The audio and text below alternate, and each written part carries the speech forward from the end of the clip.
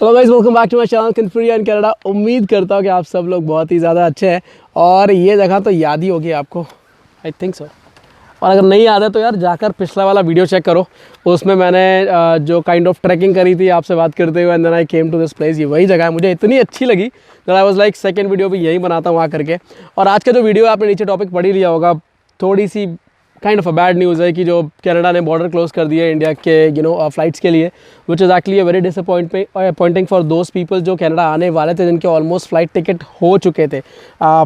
बहुत सारे लोग स्टूडेंट वीज़ा पे आ रहे थे, कुछ वर्क परमिट पे आ रहे थे, कुछ लोग ऐसे भी थे जिनका पीआर ऑलरेडी था, वो इंडिया गए थे किसी काम से या just to visit their family और they got stuck there. I know couple of people मेरे नोन है जो इंडिया गए थे जस्ट टू विजिट, कि लाइक 2-3 हफ्ते में वापस आ जाएंगे, and the moment they were suppose to come back यहाँ पर फ़्लाइट बैन कर दी गई है।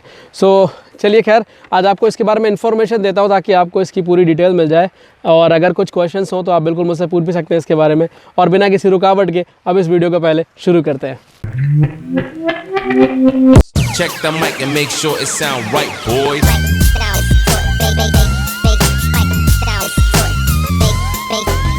It sound right, boy. Hello guys, welcome back. मेरा नाम है सार्थक और आज हम बात कर रहे हैं कि जो इंडिया के लिए कनाडा ने बॉर्डर क्लोज़ करे फ़्लाइट्स के लिए, उसके बारे में पूरी डिटेल देने वाला हूँ आपको, और आपको बताने वाला हूँ कि आगे क्या एक्सपेक्ट कर सकते हैं। मैं प्रिंट आउट निकाल करके लाया so that I can give you the exact information जो मैंने कनाडा की साइट पर पढ़ी है। सो बेसिकली 22 अप्रैल को रात में 11:30 बजे ये अनाउंसमेंट आई कि government of Canada is going to suspend all the flights which are coming to Canada just to prevent from COVID. So technically as you all know, India में जो अभी केसेस हैं कोविड के बहुत ज़्यादा बढ़ रहे हैं, day by day it's increasing, and उस टाइम पे करीब 400,000 मतलब 4 लाख के करीब केस आ रहे थे। सो थोड़ा सा कनाडा गवर्नमेंट ऑब्वियसली डर गई, बिकॉज यहाँ पर they are taking a lot of precautions, and the biggest reason इन्होंने ऐसा किया है वो इसलिए क्योंकि कनाडा में, इफ़ आई टेल यू, मैं टोरंटो में रहता हूँ, ओंटारियो में। सो यहाँ पर ओंटारियो में पिछले 6 महीने से बैक टू बैक जो लॉकडाउन है वो एक्सटेंड किया जा रहा है। सो इमेजिन करिए, जो कंट्री इतना ज़्यादा प्रिवेंटिव मेजर्स ले रही है कि उनके केसेस ना स्पाइक अप हो। आप समझिए, बीच में जब एक बार 1 हफ्ते के लिए मतलब बेसिकली ओपन हो गया था लॉकडाउन, 1 वीक में केसेस डबल हो गए थे, so they had to close it back again. So जो कंट्री इतने प्रिवेंटिव मेजर्स ले रही है just to prevent their people from COVID, उनके लिए बॉर्डर क्लोज करना was not a wrong decision. But obviously जैसा मैंने बताया, बहुत सारे ऐसे लोग हैं जो कनाडा आ रहे थे, आने वाले थे, एंड कुछ लोग फर्स्ट टाइम आ रहे थे, कुछ लोग जस्ट इंडिया विजिट करा था वो लोगों ने just to meet their family. But unfortunately because of this event, because of this news, बहुत सारे लोग डिसअपॉइंटेड हो गए and they are stuck in India. और उसमें से जैसा मैंने बताया, स्टूडेंट्स में बहुत सारे स्टूडेंट्स हैं जो पढ़ने के लिए आ रहे थे, या फिर जो अपने कोर्स के गैप में इंडिया गए थे और वो इंडिया में स्टक हो गए। बहुत सारे लोग अपनी जॉब से छुट्टी लेकर के गए थे, they got stuck in India. कुछ लोग हैं जो फर्स्ट टाइम आ रहे थे पढ़ने के लिए, they got stuck in India, and situation बहुत ज़्यादा ख़राब है। सो अभी बेसिकली टेक्निकली हम क्या कर सकते हैं? सबसे पहली चीज़ हम जो कर सकते हैं वो ये है कि अगर आप स्टूडेंट हैं सो डेफिनेटली आपको पता है कि ऑनलाइन का ऑप्शन है, आप ऑनलाइन के अभी कम से कम अपनी क्लासेस ले सकते हैं, and you will be eligible to get your work permit even if you are studying virtually from India, Canada के स्कूल में। सो उसके लिए टेंशन लेने की ज़रूरत नहीं है। जो लोग वर्क परमिट पे बेसिकली गए थे इंडिया अपने घर वालों से मिलने के लिए, you guys are got stuck there, I would suggest कि एक बार आप आपकी जो कंपनी उनको रीच आउट करने का ट्राई करें। यहाँ पर most of the companies, I would say all और most of the companies are supporting their people. तो हो सकता है वो आपको रिमोटली वर्क करने की परमिशन दे दें, अगर आपका काम ऐसा है कि आप रिमोटली कर सकते हैं। अदरवाइज़ मैं यही कहूँगा कि अपने आप को सेफ़ एंड सिक्योर रखें, क्योंकि आगे मैं कुछ इन्फॉर्मेशन बताने वाला हूँ आपको, जिसकी वजह से अगर इन केस आपको कोविड होता है तो there are lot more precautions which Canada government is taking before you come to Canada. So वो सब अभी डिस्कस करेंगे इस वीडियो में। और अगर चैनल पर नए हो तो यार इसे सब्सक्राइब करना बिल्कुल मत भूलना, और वीडियो पसंद आ रहा हो तो बिल्कुल इसे लाइक कर दो। एंड प्लस आगे बताता हूँ इसमें क्या लिखा हुआ है। सो जैसा कि मैंने बताया कि इन्होंने जब 22 तारीख को ये अनाउंसमेंट किया कि ये बॉर्डर बंद कर रहे हैं, उसी के साथ साथ ये कह रहा है कि during that period passengers who travel to Canada from India via an indirect route will need to obtain a pre-departure negative COVID-19 molecular test result from a third country before continuing their journey to Canada। मतलब let's say there are some people जो अभी भी Canada आ रहे हैं, like जो PR पे हैं या जो सिटीजन्स हैं या जिन्हें आना ही है फॉर सम और द अदर रीज़न, वो राउट करके आ रहे हैं कहीं और से। लेट्स से आप दुबई से, फ्रैंकफर्ट से या वाया अगर आप आ रहे हो, सो उन लोगों को पहली बात तो सबसे पहले जब आप इंडिया से निकलेंगे आपको एनीवेज नेगेटिव रिपोर्ट चाहिए 72 आवर्स की। उसके बाद जब आप उस कंट्री पे पहुंचेंगे जहाँ से आप कनेक्टिंग फ़्लाइट ले रहे हैं, वहाँ पर भी आपको टेस्ट कराना है, वो रिपोर्ट भी नेगेटिव होनी चाहिए। So basically Canada want to make sure कि जब आप अपनी जो आप प्राइम लोकेशन से यानी इंडिया से जब आप निकले थे तो आप नेगेटिव थे, फिर जब आप अपने मिडिल लोकेशन पे आए जिसके थ्रू आप कनाडा आ रहे हो वहाँ पर आप नेगेटिव आए हो, उसके बाद once you arrive to Canada, यहाँ पर आपको पता है कि आपको होटल क्वारंटीन करना है, 3 दिन का तो करना ही है। एंड देन यहाँ पर फिर से टेस्ट होता है, वो 3 दिन वो आपकी रिपोर्ट नेगेटिव आएगी, then you have to go and quarantine somewhere else if you want, या आप उसी होटल में क्वारंटीन कर सकते हो। आपको फिर से एक टेस्ट कराना होता है 14 डेज़ के बाद कि आप नेगेटिव हो। सो इतने सारे प्रिवेंटिव मेजर, ये सिर्फ इसलिए नहीं है कि यहाँ के लोग सेफ़ हैं, ये इसलिए भी है कि जो ट्रैवल करके आ रहा है वो भी सेफ़ है। क्योंकि आप जब इंडिया से निकलते हो, अगर उस समय आप नेगेटिव हो, बहुत अच्छी बात है, लेकिन इन केस अगर आपको बीच में कुछ हो जाता है, आप किसी के कॉन्टैक्ट में आते हो उसको कोविड है, तो I think it would be very difficult for you as well कि आप कोविड पॉजिटिव हो जाओगे। एंड यू नो आपके लिए भी अच्छा नहीं है वो, बिकॉज इट्स पेनफुल। एंड बहुत सारे लोग रिकवर भी कर रहे हैं, ऐसा नहीं है कि हर कोई कॉम्प्रोमाइज़ कर रहा है अपनी लाइफ पे कोविड की वजह से, बहुत सारे लोग रिकवर भी कर रहे हैं, पॉजिटिव न्यूज़ भी आ रही हैं, पॉजिटिव न्यूज़ भी आ रही हैं। एंड आई नो कि बहुत सारे ऐसे लोग हैं जिन्होंने अपने फैमिली मेम्बर्स को खोया है। I feel really bad. मेरे भी बहुत सारे करीबी लोग हैं जो बिकॉज ऑफ कोविड वो नहीं रहे, तो एक दुख तो होता है और ये बहुत मुश्किल टाइम होता है, बट इस टाइम को हमें समझने की ज़रूरत है। And we have to make sure कि हम अपने आप को सेफ़ रखें, हम प्रिवेंट करें अपने आप को, ताकि आगे हमारी लाइफ अच्छी हो सके। And coming back to what the news says कि travelers who have previously tested positive for COVID-19 must provide proof of positive COVID-19 molecular test conducted between 14 and 90 days prior to departure.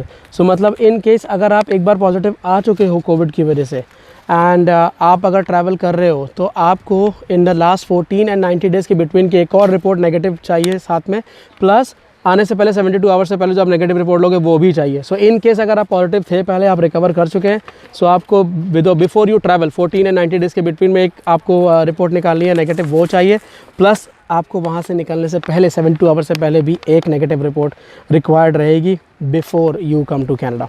और दोस्तों इसमें ये भी लिखा हुआ है कि जो 14 या 90 डेज़ के बीच में जो रिपोर्ट निकाल ली आपको नेगेटिव, अगर आप पॉजिटिव आए हैं, this proof must be obtain in a third country before the continuation of the journey to Canada. You might need to seek entry and stay in a third country for at least 14 days. In case अगर positive report आती है तो last 14 to 90 days के बीच की एक negative report आपको लेकर के आनी है, और जो थर्ड कंट्री से आप आ रहे हैं वहाँ से आपको ये रिपोर्ट रिक्वायर्ड है।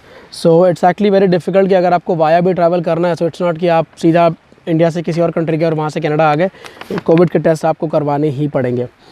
उसके बाद इसमें ये भी कह रहा है कि certain countries do not allow entry और transit from passengers arriving from India और from passengers who have previously tested positive to कोविड-19। सो कुछ ऐसी कंट्रीज़ जो इंडिया के लिए उन्होंने भी बैन कर रखे हैं। सो अगर आप उस कंट्री से आने का प्लान करें तो प्लीज़ चेकआउट कर लें उस इन्फॉर्मेशन को प्रॉपरली, क्योंकि आप नहीं आ सकते हो, बिकॉज वो आपको अलाउ नहीं करेंगे इंडिया से। अगर आप आ रहे हो तो पहली बात आप वहीं स्टक हो जाओगे, कनाडा नहीं आ सकते हो। सेकंड चीज़, अगर आप पहले कोविड पॉजिटिव आ चुके हो तो भी बहुत सारी कंट्रीज जो आपको ट्रैवल अभी के लिए नहीं करने दे रही हैं। Plus COVID-19 testing for passengers in transit must not be available in all international airport और third country. Might not be available. So वो बोल रहे हैं कि हो सकता है कुछ ऐसी कंट्रीज़ भी हैं, अगर आप वहाँ से आने का प्लान करें तो पता कर लें कि उस कंट्री में भी कोविड के टेस्ट हो रहे हैं आपकी ट्रांजिट के टाइम पे। अगर वहाँ पर अवेलेबल नहीं है then also you can not come. And if you test positive during transit you may be quarantine और send back to your point of departure. So in case अगर ट्रांजिट में आप पॉजिटिव आते हो, मतलब आप जब इंडिया से निकले थे आप नेगेटिव थे, अगर ट्रांजिट में आप गलती से ही पॉजिटिव आते हो तो you might have to quarantine उस कंट्री पे, और बशर्ते वो आपको वीज़ा देते हैं और वो आपको वापस डिपार्ट कर देंगे जहाँ से आप आए थे, which is actually very bad. Certainly मैं यही कहूँगा कि जस्ट वेट करें बॉर्डर के ओपन होने का, ताकि जैसे ही बॉर्डर ओपन हो try to get your tickets done and just travel. Direct flights ही मोस्टली ऑप्शंस होंगे उस टाइम पे, सो प्रेफर करें कि आप डायरेक्ट फ़्लाइट लेकर के आएँ, तो आपके लिए भी थोड़ा सा आसान हो जाएगा ट्रैवल करना कनाडा में, क्योंकि सिंगल फ़्लाइट से आप आएंगे, वहाँ से नेगेटिव रिपोर्ट लेके आनी है, यहाँ पे आकर टेस्ट कराना है, नेगेटिव हो you are all fine and good to quarantine for another 14 days after you arrive.